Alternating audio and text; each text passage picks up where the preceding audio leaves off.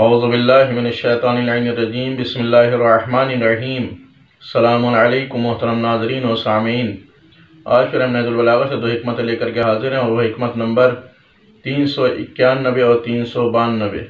حکمت نمبر 391 میں مولا امیر المومنین علیہ السلام کا ارشاد گرامی ہے: ازہد فی الدنیا یبصرک اللہ عوراتہا ولا تغفل فلست بمغفول عنک۔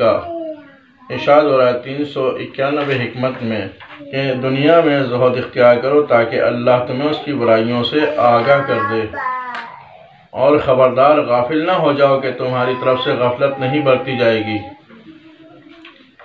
حکمت نمبر 392 میں ارشاد ہے: تکلموا تعرفوا فإن المرء محبوء تحت لسانہ۔ مشہور و معروف قول ہے کہ بولو تاکہ پہچانے جاؤ، اس لیے کہ انسان کی شخصیت اس کی زبان کے نیچے چھپی رہتی ہے۔ وآخر دعوانا الحمد للہ رب العالمین۔